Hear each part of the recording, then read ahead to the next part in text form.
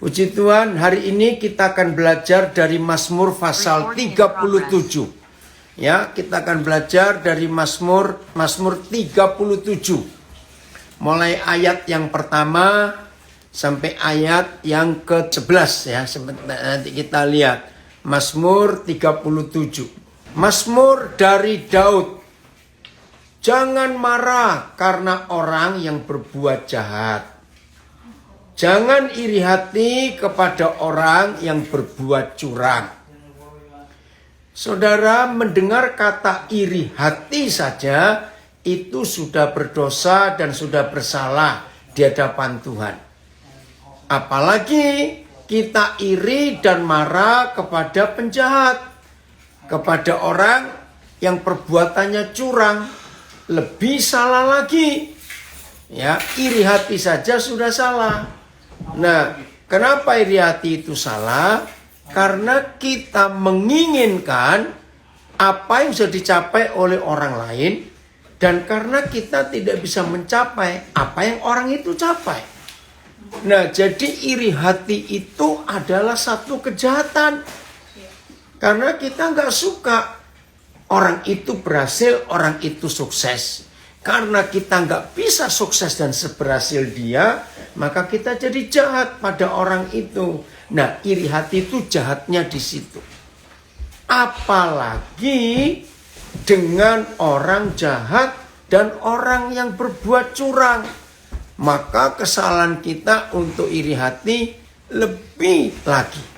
Maka itu dalam hidup kita harus tahu, jaga hati kita baik-baik supaya kita tidak dinyatakan salah atau curang oleh Tuhan. Jadi penting sekali dalam hidup kita ini menjaga hati kita dari semua kejahatan yang dibuat oleh orang lain. Saya ulangi, jangan kita ikut berbuat jahat terhadap orang yang berhasil di dalam kejahatannya. Rugi sekali. Nah, kita harus belajar untuk bisa melakukan apa yang kita lakukan sesuai dengan kehendak Tuhan. Itu yang penting dalam hidup kita. Ya, kita harus belajar untuk mencapai apa yang kita mau targetkan dalam hidup. Jangan iri hati kepada orang lain. Itu salah. Ya, ini yang Tuhan minta. Ayat 2. Ini Filipus atau Aan ya yang nayangkan Alkitab? Oh, Filipus. Ayat yang kedua. Sebab mereka segera lisut, segera lenyap ya, seperti rumput dan layu seperti tumbuh-tumbuhan hijau. Jadi saudara, walaupun ya, lihat ini. Memang fakta, memang nyata. Orang yang berbuat jahat untuk sementara kelihatan berhasil. Lihat aja perampok-perampok yang bisa lari, nggak sampai ketangkap. Wih, kelihatannya sukses. Koruptor itu, penjahat-penjahat itu, wih, untuk sementara kelihatan mereka berhasil, bukan? Tapi nggak lama. Hasil kejahatan mereka tidak lama. Pasti habis juga. Maka itu kita nggak boleh iri hati kepada mereka. Dan Tuhan yang menyatakan nggak lama kok. Mereka pasti layu, pasti habis seperti pohon yang lisut, pohon yang layu. Nah, biarlah kita pegang konsep ini. Maafkan saya, saudara warga binaan yang pernah terjatuh karena firman ini mungkin dulu saudara belum sempat baca. Maafkan saya, seseorang di lapas warga binaan. Tapi harus kita akui, kalau memang kita berbuat jahat, karena kita iri hati pada orang-orang itu, akhirnya kita terjerumus sendiri. Dan sekarang kita harus menjalani hukuman ini. Mari kita bertobat. Ya, semua kita. Saya pun bisa iri hati kepada orang-orang yang kelihatannya sukses dengan cepat. Namanya manusia, wajar. Nah, maka itu dalam hidup ini, hati kita harus jaga. Jangan kita izinkan iri hati dan kejahatan itu mengotori hati kita.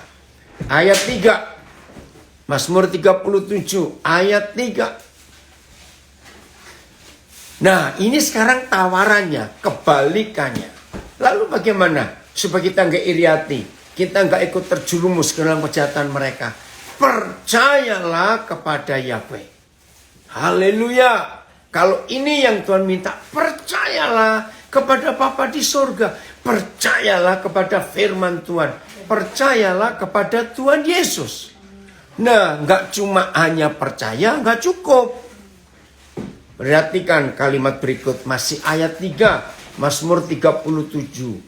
Dan lakukanlah yang baik. Jangan buat salah lagi. Jangan buat jahat lagi, lakukan yang baik. Percaya jaminan Tuhan untuk semua kita. Kalau kita melakukan yang baik, aman hidup ini, saudara. Kalau kita bisa melakukan yang benar, baik di hadapan Tuhan maupun di hadapan manusia, maka hidup ini akan luar biasa. Betul tidak? Tidak ada pelanggaran dari semua hukum dan peraturan yang diberikan. Baik itu firman Tuhan, baik itu pemerintahan. Ayo kita lakukan. Ya, diamlah di negeri. Ya, artinya tinggal tenang. Kata diam itu bukan nggak ngapa-ngapain, bukan, tapi tenang. Semua kerjakan dengan baik, penuh ketenangan, dan berlakulah setia. Jangan gampang bosan. Jangan gampang menyerah. Tetapi setia. Saudara, salah satu penyebab orang itu bisa berlaku jahat. Ya, salah satu. Orang bisa berlaku jahat. Karena dia nggak setia. Dia nggak loyal. Cepat ingin ganti-ganti terusnya. Itu berbahaya hidupnya. Kalau masih anak-anak, punya sikap bosan, itu wajar. Karena anak-anak. Nah, maka itu istilahnya anak-anak seringkali nggak bisa dituntut setia. Namanya anak-anak kok. Tapi kalau kita sudah dewasa, kesetiaan itu penting. Nah, ini permintaan Tuhan. Supaya kita tidak salah dalam hidup ini. Coba Filipus berikan berapa terjemahan lain. Ayat 3 ini ya. Terima kasih Bapak kalau Bapak berikan kami kesempatan untuk hidup benar. AYT. Percayalah dalam Yahweh dan lakukan yang baik. Tinggallah di negeri dan peliharalah kesetiaanmu. Saudara, bulan yang lalu, Juni, ya pas saya di Denpasar dengan beberapa anak-anak saya. Nah, pas kami ada di satu rumah makan. Terus saya melihat manajernya itu, aduh, ramah sekali kepada tamu-tamu untuk makan itu. Waktu ada rombongan keluarga bawa anak kecil, saya juga kaget. Dia bisa begitu ramah pada anak-anak. Cara menyambutnya itu pokoknya kami lihat pelayanan dia. Nah, kepada orang seperti itu saya ini langsung nyapa. Ingin tahu siapa namanya. Terus saya tanya, Bapak bisa menyambut tamu pelayanan sehebat ini, dulu pendidikannya di mana? Ya saya ingin tahu dia sekolahnya di mana. Pasti sekolah itu ngajarin baik. Aduh, kalau saya ditanya itu malu Pak loh. Kenapa Pak? Kan Bapak sudah jadi seorang manajer begini, pasti pendidikannya tinggi. Ternyata saudara, dia nggak pernah sekolah manajemen, dia nggak pernah sekolah perhotelan, nggak pernah sekolah. Hah, kok bisa? Dia jawab, saya kerja di restoran ini sejak restoran ini buka. Oh iya? Saya tanya, tahun berapa? Dia jawab, tahun ini restoran ini umur 34 tahun. Wih, 34 tahun kerja. Nah, terus saya tanya, lah Bapak ini nggak sekolah? Maaf loh Pak, saya jadi ingin tahu. Pertama masuk kerja apa? Bersihin dapur. Bayangkan. Terus, jadi saya tambah ingin tahu ya. Nah, saya itu rajin. Karena memang saya punya kebutuhan. Saya punya ibu yang sudah tua. Yang kerja cuma saya sendiri. Untung-untung diterima di restoran ini. Saya nggak punya pendidikan apa-apa. Nah, bos saya ngelihat saya ini kok rajin. Nggak pernah diperintah apa-apa. Pokoknya dapur itu selalu bersih. Saudara catat. Dia setia, diam di negeri itu. Ngerti kata negeri? Di restoran itu. Wih, restorannya jadi besar. Tamu-tamu asing. Lah kan saya jadi curiga juga. Artinya gini loh. Enggak sekolah, maaf, bukan menghina. Dia bisa 4 bahasa asing, saudara. Nah, siapa enggak tambah ingin tahu? Lalu bapak belajarnya di mana?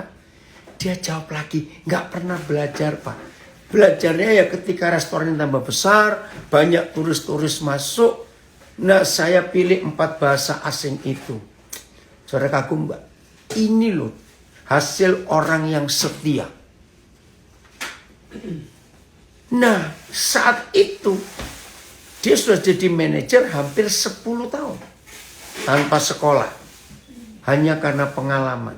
Ingat loh, dari tukang cuci dapur, bersih dapur. Nah, itulah hasil dari ayat 3. Kalau kita setia, jujur, hidup ini akan terus naik, terus naik, terus naik. Terjemahan yang lain, Filipus. Coba kita lihat ini. Ya, terjemahan yang lain. PS, percayalah kepada Yahweh dan lakukanlah yang baik. Diamlah di negeri itu. Dan berlakulah setia. Ya, sama semuanya. Nah, jadi saudara, warga binaan yang dikasihi Tuhan, kalau ada yang sebentar lagi bebas, tapi saudara masih belum tahu nanti mau kerja di mana, simpan firman ini jadi bekal buat saudara nanti kalau keluar, kalau bebas dari lapas.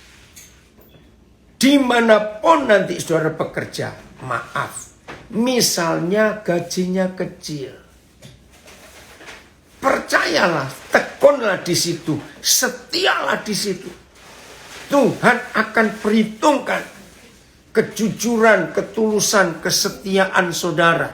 Percaya enggak? Tuhan akan membuat majikanmu di tempat saudara kerja itu percaya. Sebab ada karakter Kristus dalam hidup saudara. Ini yang luar biasa. Masih ingat Yusuf di Mesir? Dia itu budak. Lagi sekali budak. Bukan membantu. Kalau pembantu ya digaji, ini budak. Tapi hidup Yusuf takut akan Tuhan. Maka itu Tuhan menyertai dia. Coba kita buka Kejadian 39. Ya, mulai ayat 1 sampai 3. Kejadian 39 1 sampai 3. Ya, Kejadian 39 1 sampai 3. Kita akan lihat penyertaan Tuhan yang luar biasa. Adapun Yusuf telah dibawa ke Mesir, dijual sebagai budak ini. Dan Potifar, seorang Mesir, pegawai istana Firaun, kepala pengawal raja, posisinya tinggi Firaun ini, membeli, kata ini gak enak, membeli Yusuf dari tangan orang Ismail yang telah membawa dia ke situ. Nasibnya jelek sekali. Dari anak emas, anak kesayangan, hidupnya berubah jadi budak. Tapi lihat ayat 2. Tetapi, nah kata tetapi ini menunjukkan kebalikan. Walaupun nasibnya nggak baik karena jadi budak, tapi ada suatu fakta. Tetapi, apa itu? Yahweh menyertai Yusuf. Nah, lagi sekali, khusus warga binaan, saya minta maaf lagi sekali berkata, jangan melihat nasib. Memang seringkali akan sulit orang percaya. Kalau disebut pernah tinggal di lapas, di penjara, dan keluar untuk cari kerja. Tapi simpan firman ini. Tetapi Yahweh Tuhan menyertai Yusuf. Mari semua kita, izinkan saya berkata kalimat ini. Karena situasi, gelar tidak punya, pendidikan hanya rendah sekali, pengalaman juga enggak punya. Tapi pegang firman ini. Kalau Tuhan Yesus menyertai kita, maka semua yang dicari oleh manusia, pendidikan, gelar, pengalaman, macam-macam, itu lewat semua. Karena Tuhan menyertai kita. Amen. Itu modal yang paling besar. Amen. Maka itu saya yakinkan saudara-saudara yang mau bebas nanti dari penjara, percayalah warga binaan. Ini yang harus terjadi di hidup kita. Belajar setia. Tidak iri hati pada orang yang berhasil karena berbuat jahat. Jangan ada seperti itu. Saya mau baca terjemahan ILT. Masih Mazmur tadi ya. Percayalah kepada Yahweh dan lakukanlah yang baik. Tinggallah di negeri dan beri makanlah kesetiaan. Puji Tuhan. Nah, apa yang terjadi dengan Yusuf ketika Yahweh Tuhan menyertai dia? Sehingga, nah ini loh, Roh Kudus yakinkan semua kami, khususnya saudara kami, warga binaan, kalau mereka masih ragu-ragu secara keadaan, aduh ingin cepat bebas. Tapi kalau bebas nanti mau kerja apa? Siapa mau menerima? Tuhan yakinkan anak-anakmu warga binaan ini untuk mereka percaya apa yang Tuhan buat atas Yusuf. Tuhan bisa buat atas mereka semua dan atas kami semua juga. Bahwa orang-orang majikan nanti akan melihat bukan karena gelar kami, pengalaman kami, pendidikan kami, tapi Tuhan yang menyertai. Itu modal terbesar Tuhan dalam nama Yesus. Ini loh, saudara, tolong simpan ayat ini. Sehingga Yusuf menjadi seorang yang selalu berhasil dalam pekerjaannya. Ini di Facebook ada anak saya, Gurga, kamu sudah ngalami itu. Maaf ya Gurga kalau papa cerita tentang kamu. Ini anak ini saya nggak tahu sudah berapa kali keluar masuk panti rehabilitasi karena narkoba. Sampai keluarganya pun sudah bikin repot saja anak ini. Sekarang dia di Nabire. Puji Tuhan bisa bekerja. Ada pengusaha yang bisa mempercayai dia. Nah, padahal waktu pengusaha ini mau terima dia, ya saya berkata apa adanya. Maaf, anak saya ini begini begitu, saya cerita. Berapa kali dia ditangkap polisi. Aduh, bahkan pernah jadi buronan juga karena kejahatannya. Maaf ya Gurga, papa cerita itu. Nah, puji Tuhan. Ini pengusaha bisa terima dia. Saya berkata apa adanya. Supaya jangan sampai nanti kalau ada apa-apa, saya disalahkan. Kenapa? Kok kamu gak jujur? Puji Tuhan Gurga, papa lihat perubahanmu luar biasa. Nah, inilah Tuhan. Modal utama Tuhan menyertai. Kembali, Filipus ke kejadian 39 ini. Lihat selanjutnya terjadi apa.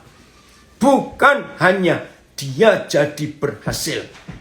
Sehingga Yusuf menjadi orang yang selalu berhasil dalam segala pekerjaannya. Naik tingkat. Kesetiaan Yusuf membuahkan hasil yang luar biasa. Saudara baca kalimat berikut masih ayat 3. Oh maaf, ayat 4 sekarang ya. Maka Yusuf mendapat kasih tuannya dan ia boleh melayani dia. Stop dulu. Oh, saya kelewatan. Ayat 3 saya kembali lagi.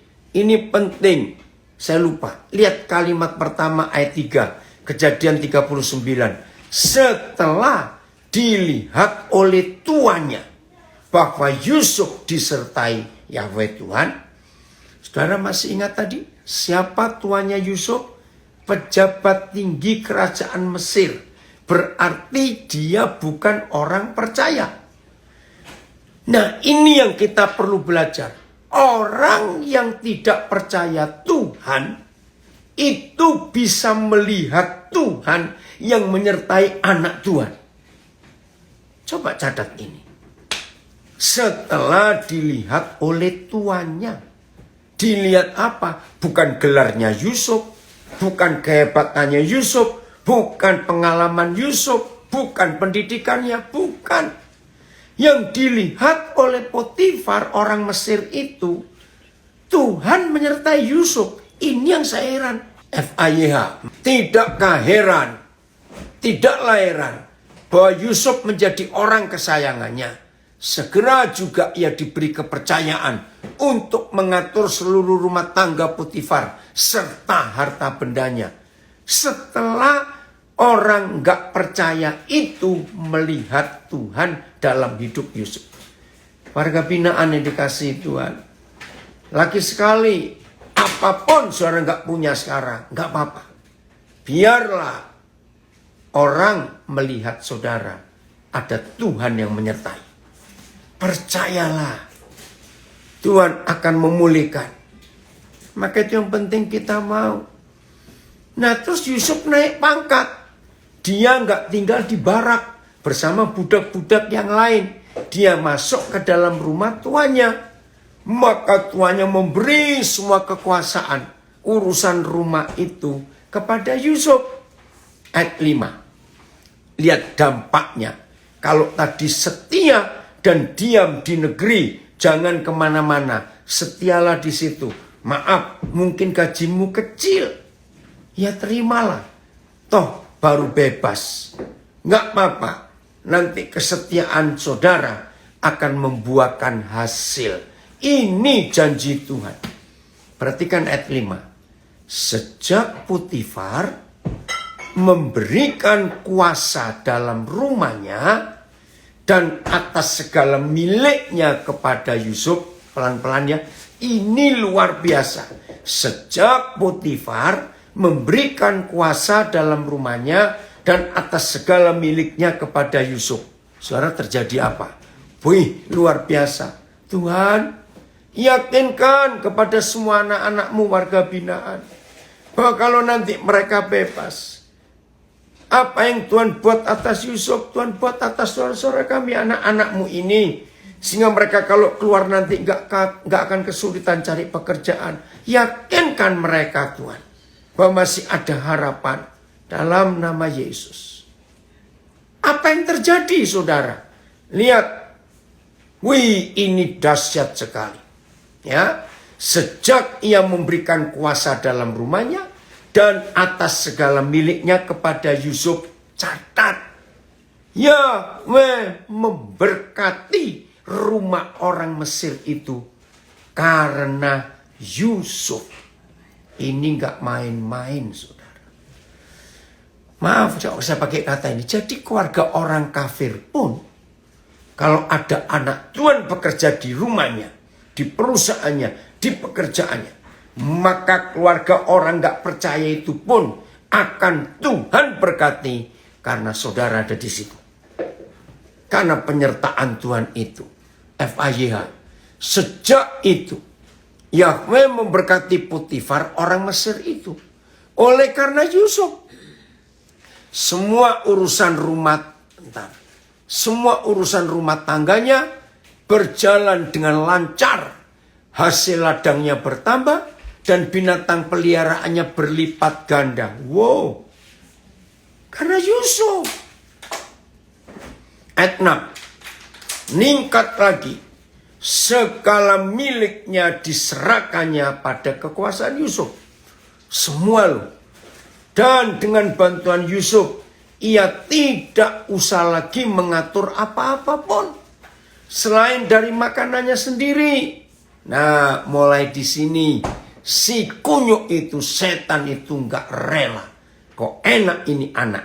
hidupnya sekarang berubah, berhasil dapat kesayangan. Adapun Yusuf itu manis sikapnya dan elok perawakannya, setan mulai bekerja. Istri Potifar cari masalah, tapi Yusuf tetap taat. Dia tidak menerima tawaran untuk berdosa. Saudara, Tuhan pasti memberkati saudara dalam semua pekerjaan. Tapi hati-hati dengan jerat iblis. Maka itu Mazmur 37 dari ayat 1 tadi. Awas, jangan iri kepada orang yang berbuat jahat dan orang itu berhasil.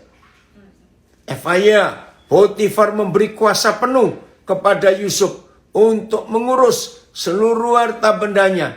Dengan adanya Yusuf, ia tidak perlu mengatur apapun kecuali makanan yang diingininya. Ya biasa, zaman dulu makanan untuk orang pejabat tinggi raja nggak boleh serahkan orang lain karena takut diracun. Jadi yang lain urusan Yusuf, hanya dia yang tidak, hanya makanan yang tidak. Yusuf itu seorang pemuda yang sangat tampan dan menarik. Nah, di sini setan mulai cari masalah. Saudara, kita semua tahu akhirnya setan bekerja. Oh, puji Tuhan. Hamba Tuhan dari Den Haag, Pak Paul Juk, terima kasih. Firman-Nya menguatkan, betul. Ayo kita semuanya menjadi orang yang berkenan kepada Tuhan. Saudara, masuk penjara Yusuf. Lompat. Ayat yang ke-20. Ayat yang ke-20. Mari kita lihat. Lalu Yusuf ditangkap oleh tuannya. Aduh. Sudah dari budak, enak sebentar, setan bekerja. Ditangkap oleh tuannya dan dimasukkan ke dalam penjara. Tempat tahanan-tahanan raja dikurung. Demikianlah Yusuf dipenjarakan di sana. Apa nasibnya habis? Tidak. Saudara lihat ayat 21. Sama dengan ayat 2 tadi. Tetapi Yahweh Tuhan menyertai Yusuf dan melimpahkan kasih setianya kepadanya. Weh, luar biasa. Di penjara pun Tuhan menyertai dan hidupnya luar biasa. Dan membuat Yusuf kesayangan bagi kepala penjara itu. Sampai lihat ayat 22. Sebab itu kepala penjara mempercayakan semua tahanan dalam penjara itu kepada Yusuf. Nah, ini istilah di Indonesia ini tapingnya. Ya, maka itu kalau saudara-saudara berkelakuan baik selama di dalam, wah nanti kalapas akan memberi saudara kesempatan untuk jadi taping. Nah, Yusuf ngalami juga. Dialah, ya saya ulangi, sebab itu kepala penjara mempercayakan semua tahanan dalam penjara itu kepada Yusuf dan segala pekerjaan yang harus dilakukan di situ. Kalapasnya istilahnya menyerahkan Yusuf untuk mengurusnya, dan kepala penjara tidak mencampuri segala yang dipercayakannya kepada Yusuf. Diulangi lagi, karena Yahweh Tuhan menyertai Yusuf. Maka itu modal terpenting bukan gelar, bukan pengalaman, bukan pendidikan, bukan kekayaan, tapi modal terpenting adalah penyertaan Tuhan. Kejar itu. Nah, Tuhan menyertai kita karena kita setia. Ya, ini ada yang pernah keluar dari penjara juga. Benar sekali. Setia dan kejujuran itu diperhitungkan. Betul. Yang komen ini karena pernah mengalami itu. Wih, Adon, kamu ikut juga. Amin. Puji Tuhan. Dengan kesetiaan, kejujuran, ketaatan, nasib itu berubah, saudara. Sejelek apa? Maaf, semiskin apa? Serendah apa pendidikan? Kalau sudah ada kesetiaan, Tuhan akan mengubah nasib kita semuanya. Jadi bukan karena gelar kita, bukan karena kekayaan kita, bukan karena pengalaman pendidikan, tidak. Tapi sungguh-sungguh karena janji Tuhan. Jadi jangan takut ya, saudara-saudara semua kita. Tuhan akan membuat kemuliaan nyata dalam hidup kita. Lanjut, Mazmur 37 tadi. Ada komen dari Balikpapan. Menabur kesetiaan, menuai kepercayaan. Amin. Puji Tuhan. Ya. Terus tadi ayat yang kelima ya. Mazmur 37. Ayat 4 belum. Dan bergembiralah karena Yahweh. Bukan karena duit, bukan karena ini, bukan karena itu. Bergembira karena Tuhan kita. Maka ia akan memberikan kepadamu apa yang diinginkan hatimu.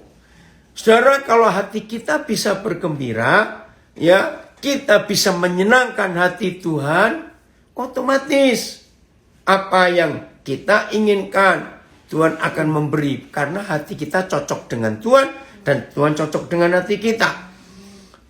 Filipus coba berapa terjemahan ayat yang keempat ini, supaya kita makin lengkap untuk mengerti. Senangkanlah dirimu dalam Tuhan, dan Dia akan memberikan kepadamu keinginan hatimu. Saudara, semua kita,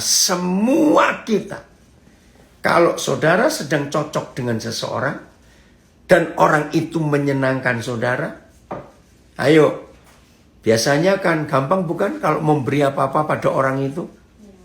Loh, betul tidak? Karena sudah cocok hatinya. Ini firman Tuhan luar biasa.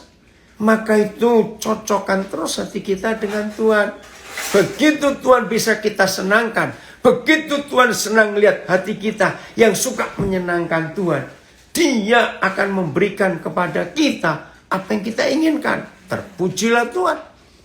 PS. Carilah kebahagiaanmu pada Tuhan.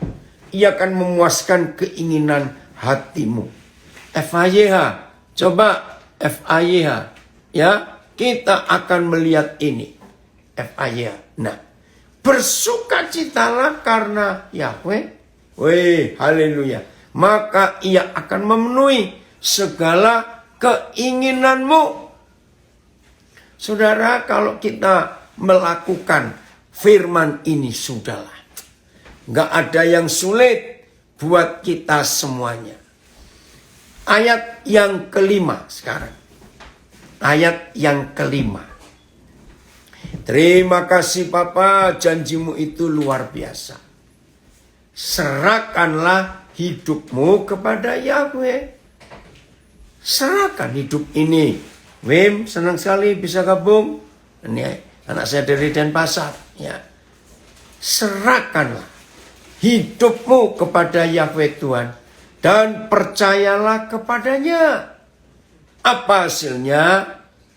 Dan ia akan bertindak. Wih, hebat. AYT. Serahkanlah jalanmu kepada Yahweh Tuhan. Percayalah kepadanya dan dia akan bertindak. PS. Serahkanlah hidupmu kepada Yahweh. Berharaplah kepadanya. Ia akan menolongmu. Puji Tuhan. ILT. Nikmatkanlah dirimu pada Yahweh dan dia akan memberikan kepadamu keinginan hatimu. Wih, ini janji yang luar biasa yang Tuhan percayakan.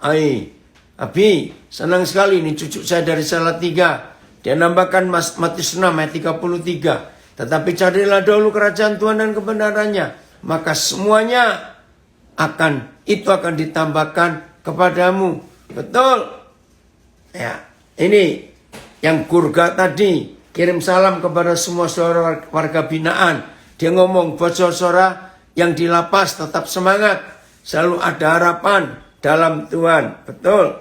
Jadi ini karena dia sudah berapa kali itu masuk karena kenakalannya. Puji Tuhan. Ya, Tuhan ubahkan sekarang. Nah, sekarang dia bisa memberi semangat kepada saudara-saudara semuanya. Nah, ini yang Tuhan minta, serahkan jalan hidupmu. Nurut dia. Oh, ini ada terjemahan dari The Passion. Give God the right to direct your life. Izinkan Tuhan, beri hak kepada Tuhan untuk mengatur hidupmu. And as you trust Him along the way, dan kalau engkau mempercayakan hidupmu dalam semua perjalananmu, you will find He pulled it off perfectly. Wow, maka kamu akan menemukan Tuhan bertindak dengan sempurna untuk hidupmu. Ini The Passion Translation. Terima kasih Eka, ini yang kirim dari Kutai Barat ini. Ini yang luar biasa. Oh, ada komen dari Pemantang Siantar. Selesai masalah A, masuk masalah B, dan seterusnya. Tetapi Yahweh Tuhan tetap menyertai dan tetap tolong. Terima kasih buat firman ini menguatkan. Ya, di atas taping. Oh, terima kasih Pak Andreas memberi tambahan di atas taping jadi pemuka. Puji Tuhan. Nah, ada kesempatan. Ya, dari Bali ada komen. Dimanapun kita berada termasuk di lapas, kita adalah orang-orang yang merdeka jika Tuhan di dalam kita. Amin. Betul, tempat tidak mempengaruhi kehadiran Tuhan dalam hidup kita. Oh, ada tambahan dari Alabama ini sebentar. Mazmur 37, kebahagiaan orang fasik semu. Oh ya, tadi terima kasih Vero untuk kirim ini. Nah, inilah harapan kita untuk kita menikmati hidup karena penyertaan Tuhan yang luar biasa itu. Jadi pilihannya sekarang kita menyerahkan kepada siapa yang mengatur, menuntun, menyetir hidup kita. Maaf kalau saya berkata, yang sudah sering dan pernah disetir oleh dosa, diatur oleh dosa, sehingga kita masuk dalam banyak masalah. Hari ini ambillah keputusan bertobat. Jangan kita nambahi masalah lagi. Cukup sampai di sini saja. Nah, setelah itu kita menunggu Tuhan untuk memuliakan dirinya lewat kesetiaan kita, kebahagiaan kita. Wah, saudara, kalau hidup kita seperti itu, bukan cuma kita yang bahagia. Semua orang yang di sekitar kita, termasuk keluarga yang menantikan kita segera bebas, mereka akan berbahagia juga. Pernah suatu kali, saudara, saya membimbing seorang anak. Saya itu kaget. Anak ini berubah. Saya layani selama di dalam. Nah, pas terakhir saya kunjungan, ternyata masa tahanan anak ini dapat remisi, dapat potongan, dipercepat. Nah, saya juga senang. Keluar dari situ, pulang dari pelayanan di penjara, saya telepon orang tuanya. Saya kaget, saudara. Orang tuanya marah kepada Kalapas. Kenapa dia diberi potongan tahanan? Loh, kan harusnya senang anaknya mau bebas. Ternyata orang tuanya takut.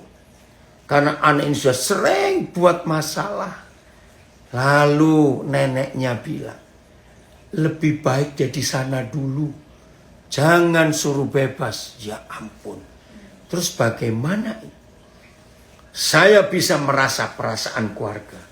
Karena anak ini buat masalah yang betul-betul membuat malu keluarga. Membuat kacau keluarga. Saudara, saya yakinkan. Tapi mereka tetap tidak percaya. Saya janji kepada anak itu. Akhirnya saya harus ngomong lagi.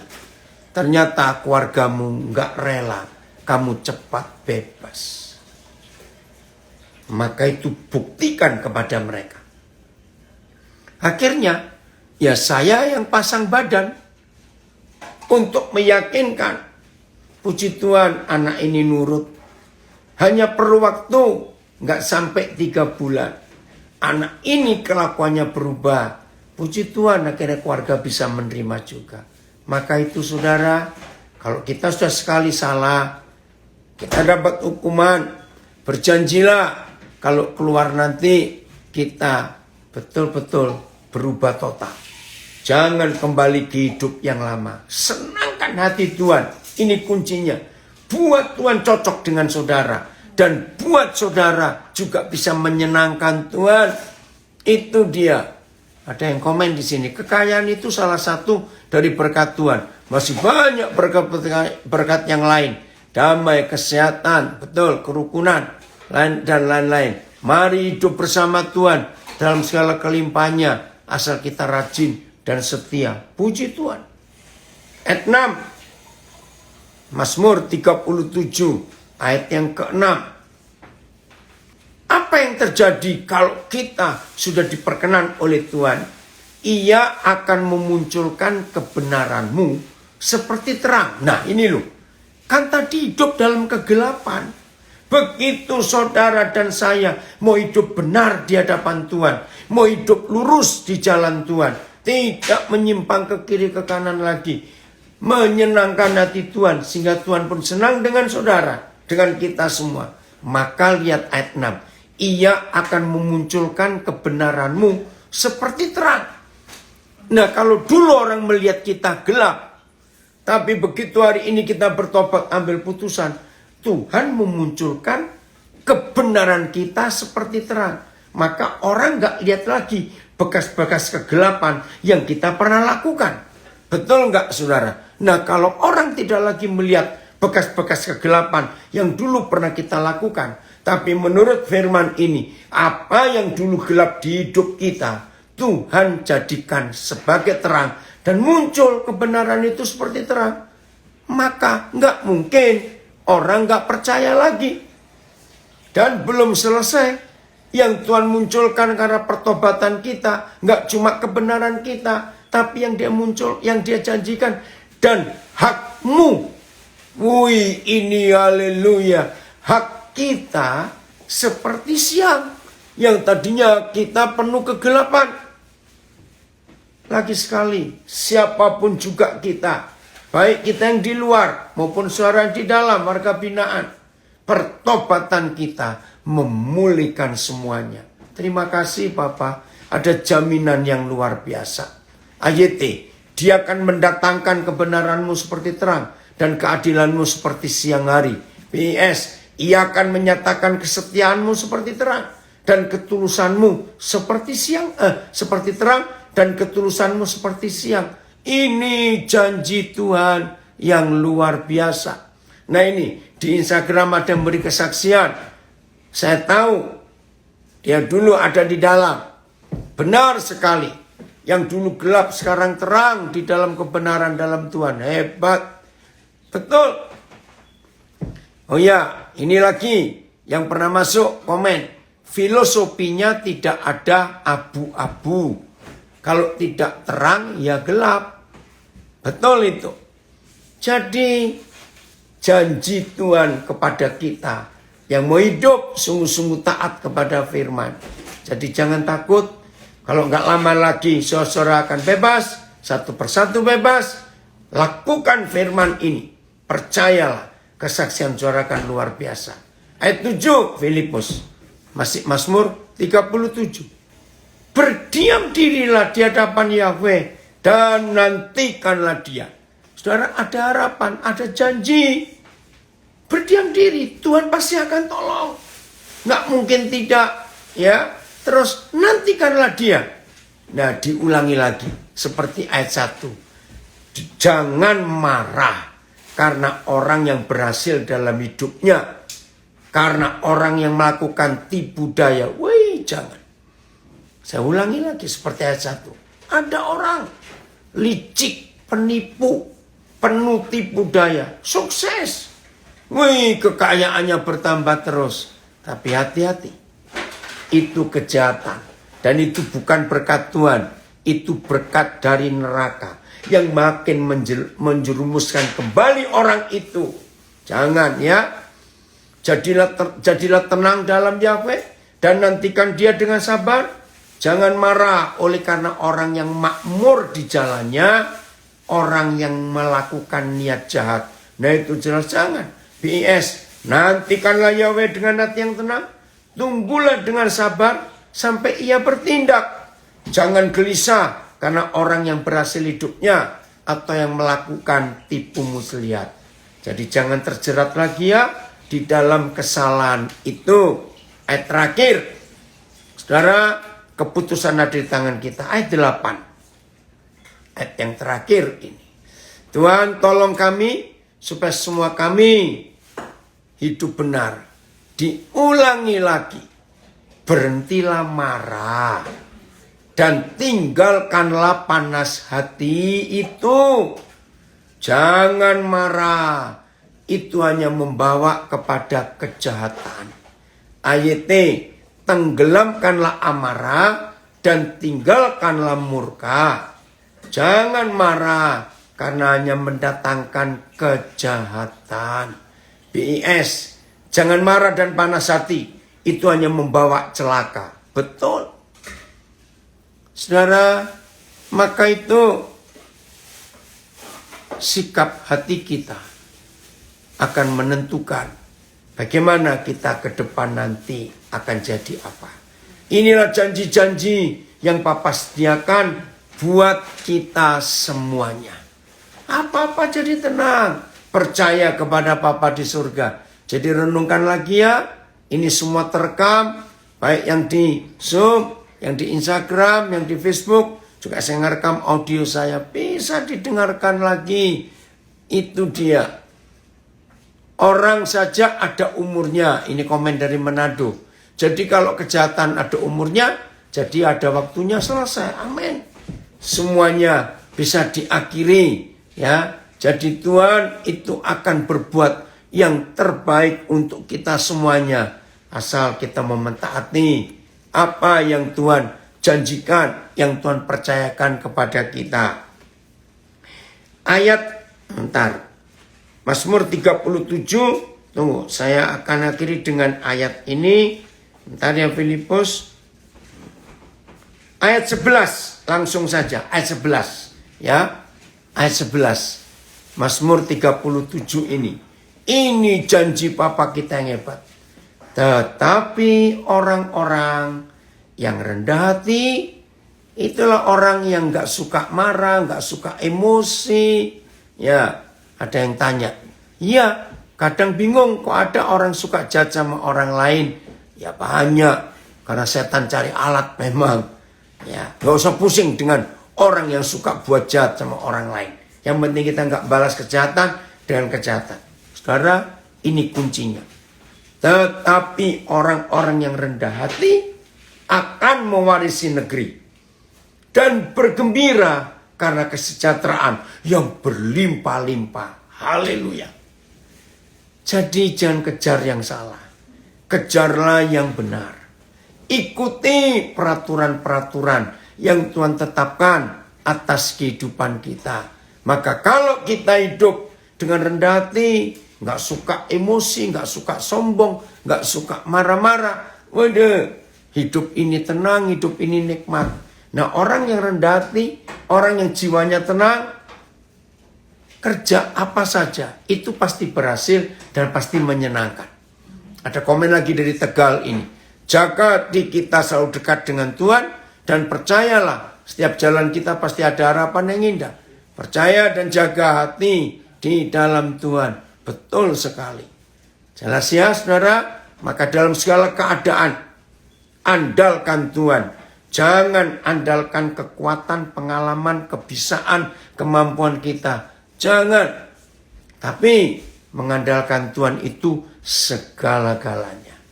Maka kalau kita hidup dalam kebenaran ini, hidup ini menyenangkan.